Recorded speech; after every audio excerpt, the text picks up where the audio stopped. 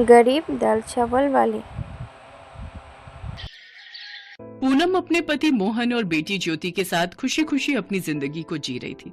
मोहन का बिजनेस भी अच्छा था। मोहन भी अपनी पत्नी और बेटी को बहुत प्यार करता था और हमेशा उन्हें खुश रखने की कोशिश करता था। सब कुछ ठीक था, पर एक दिन अचानक मानो पूनम की खुशियों को किसी की नजर लग गई। कहते हैं जब व्यक्ति अमीर और पैसे वाला होता है तो बुरी संगत उस पर जल्दी हावी होती है। ऐसा ही मोहन के साथ हुआ। मोहन को दोस्तों के साथ खाने पीने की आदत पड़ गई। वो अक्सर पार्टी करने के बहाने दोस्तों में शराब पर पैसा बहाने लगा।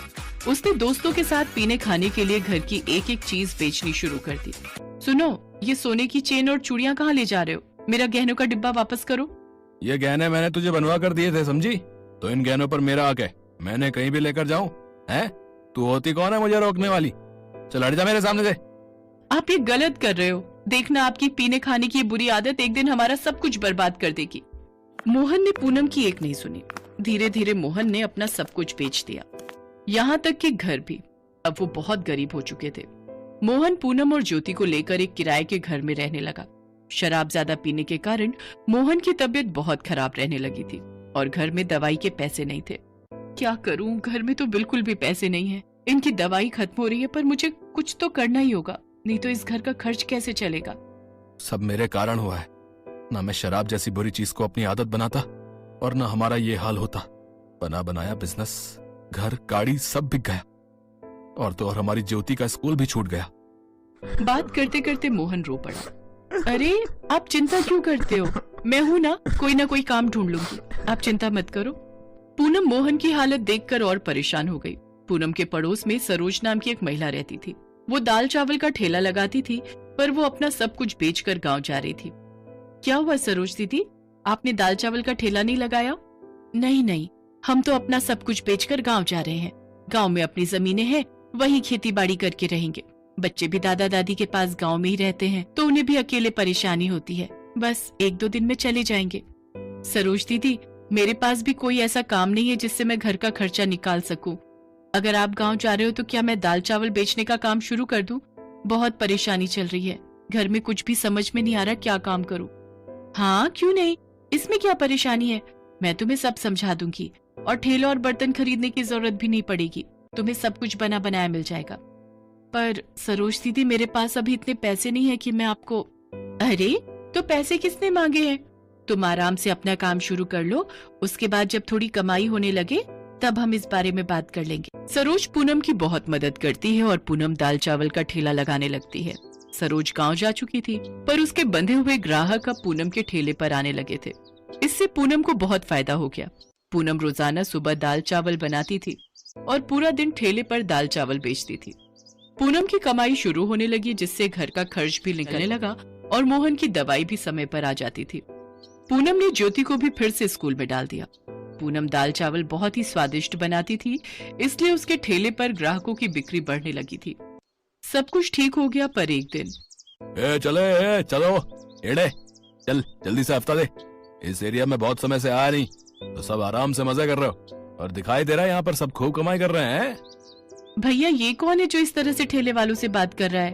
और ये हफ्ता क्या चीज है? पूनम बहन, ये इस एरिया का गुंडा है।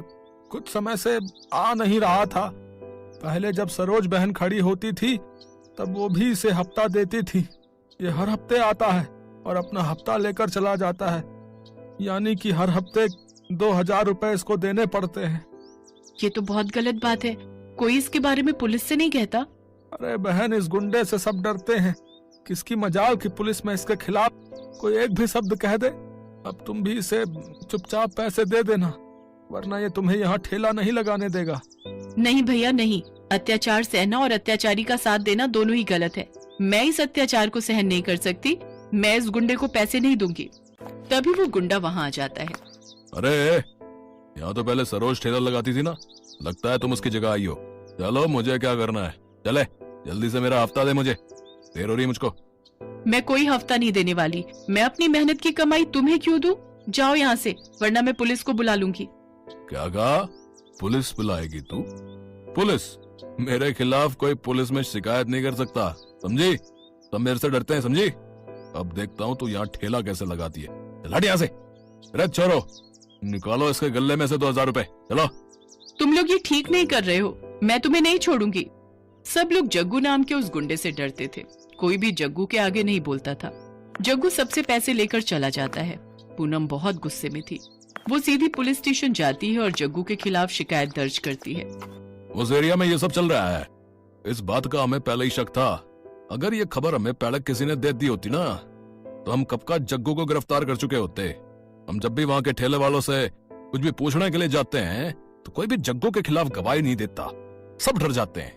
आपका बहुत बहुत शुक्रिया मैडम, आप सचमुच बहुत बहादुर हैं। आप फिक्र मत कीजिए, हम जग्गू को शाम होने से पहले ही गिरफ्तार कर लेंगे और आपके पैसे आपको मिल जाएंगे मैडम। आप जाइए अब। पूनम की शिकायत पर पुलिस अपना काम शुरू कर देती है। शाम तक जग्गू के सारे ठिकानों पर पुलिस छापा मारती है। जग्गू और उसके सभी साथियों को पकड़ लिया जाता है। पूनम को अपने पैसे वापस मिल चुके थे। आज सभी ठेले वाले पूनम की बहुत तारीफ कर रहे थे। सभी ठेले वाले बेफिक्र थे क्योंकि पूनम ने उन्हें जग्गू जैसे गुंडे के खौफ से छुटकारा दिलवाया था। कुछ समय बाद मोहन की तबीयत भी ठीक हो जाती है। उनके पास पैसे भी जुड़ चुके थे, इसलिए पूनम और मोहन ने एक होटल खोल लिया। अब पूनम और मोहन की जिंदगी में फिर से सुख के दिन आने लगे।